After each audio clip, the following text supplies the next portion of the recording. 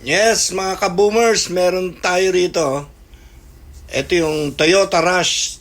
Naano ko na po natin to na yung ilalim nito na undercoat na natin. Tapos yung loob niya na ano na natin na interior. Ito naman po ang gagawin natin. Yung exterior niya. Nakita nyo, napakalabo niyan mga ka-boomers. Oh. Mamaya pakikita ko sa inyo, tatanggalin po natin yung labo na yan. Pagagandahin po natin yan. Ayan po, makikita nyo mga ka-boomers. Kaya, panoorin nyo kung paano natin didiskartehan ito mga ka-boomers. Talagang, alam nyo naman ang Evo Shine, sanay na rito. Ayan mga ka-boomers, yan. Ayun nga pala mga ka-boomers ha. Wag niyong kalimutan, konting suporta lang po, makikiusap po ako sa inyo na mag-subscribe lang po tayo, ng free po yan. Pindutin po natin yung bell button natin dyan para meron tayong ano dyan, yung updated dun sa mga videos natin. Ayan po, nilagyan na po natin siya ng mga borderline. Tapos, ayan na po, inuumpisa na ni Mike. Yan, si Mike po ang detailer natin ngayon. Inuumpisa niya na po yan. Ayan. Binabapping na po. 3 beses po natin binapping yan, mga ka-boomers. Kaya sinortcut ko lang dahil medyo mahaba-haba po yun. Kaya, ayan, basta ang importante, matanggal po natin yung mga scratches niya, yung mga maliliit na, scratch. Ayan po, makikita nyo, dyan pa lang, nagbabago na siya. Ayan, mga ka-boomers.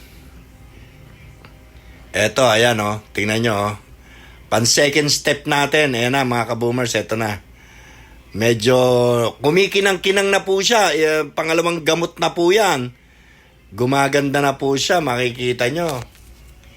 Iba na ang dating niya, mga ka-boomers. Ayan, talagang yan lang po ang ginawa ni Mike buong maghapon.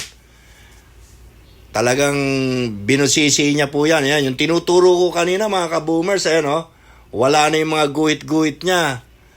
Talagang nadaanan na po ito ng bapping machine. Ayan, syempre, pati yung mga niya, kailangan nating i-bapping para pantay po siya, pantay yung kanyang kintab. Palalabasin talaga natin ang maganda tong kulay na to. Ayan po, tingnan nyo kung gaano po kaganda. Talagang kala nyo, bagong-bago. Ito po yung in-interior ko pinakita na lang namin sa inyo, in-interior namin to. Ayan, kaya nga po maraming salamat po dun sa aming boss na idol dyan na nagtiwala sa amin. Talagang pinakalikot niya tong loob, labas at saka yung pang-ilalim po niya, yung undercoating niya. Tinira po namin. Ayan, kaya hindi naman po namin siya talaga bibiguin dyan. Talagang mabango po yan. Kahit sa labas po, makita yung makintab na makintab.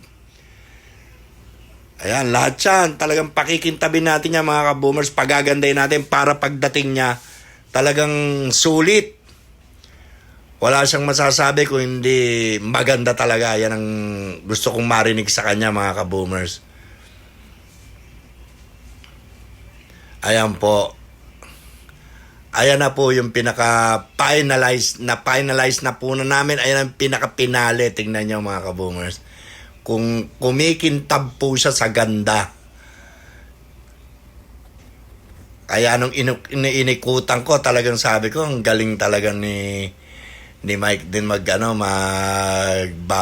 Talagang pinalabas niya talaga yung ganda nung Rush.